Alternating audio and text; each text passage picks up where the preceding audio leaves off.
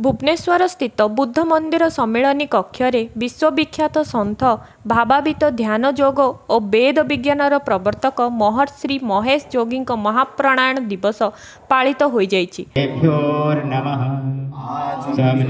समर्पयामि श्री गुरुचरण कमलेभ्यो नमः। पुष्पाञ्जलि।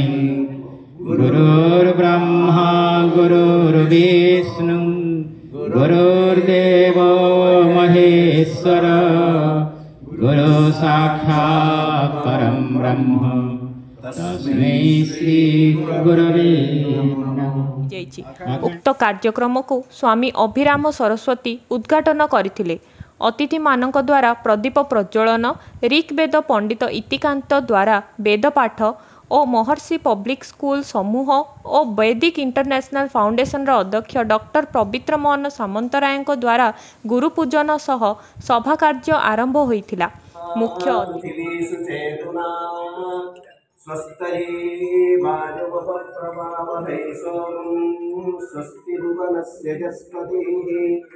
बृहस्पतिं सर्वगणं स्वस्तय आदित्यासो भवन्तु नः।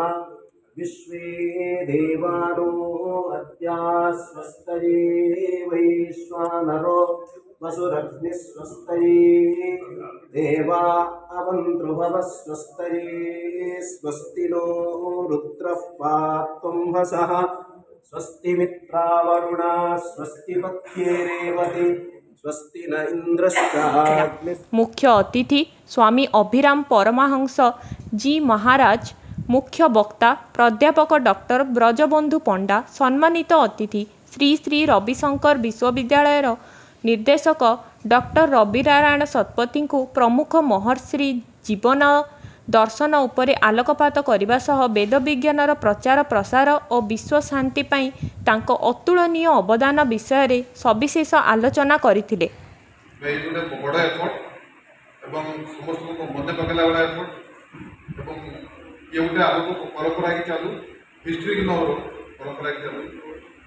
बाकी मोर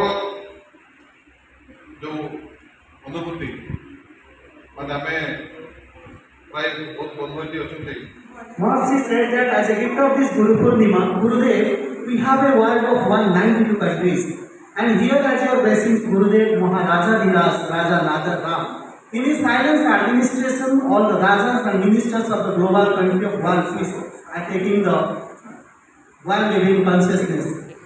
उक्त कार्यक्रम रे ओडिशार विभिन्न अंचलरू अनेक महर्षि शिष्य यथा ढेंकानाल वेद विज्ञान विद्यापीठरू प्रभावीर ब्रजसुंदर नायक, कैलाश चंद्र महाराणा, भुवनेश्वर विद्या मंदिरर सिद्धि शिक्षक दंपति दिलीप दास और दीपांजलि दास, कटकर वरिष्ठ ध्यान शिक्षक सरोज रंजन शतपथी, सत्य सामल वरिष्ठ ध्यान शिक्षक मनमोहन पंडित जोगदेवा सह सेमानंकु मुख्य अतिथि संबर्धित करथिले।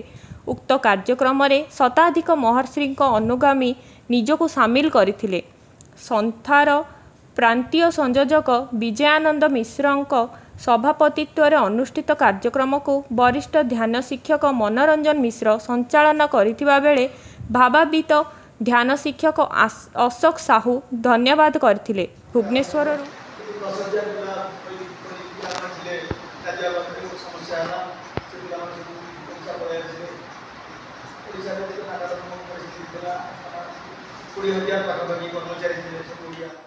जड़े गाल्पिक कवि और लेखक महर्षि महेश विषय में बहुत किसी शुणी अध्ययन कर गुरु विरल से जड़े विश्वगुरु थे, जगत गुरु थे।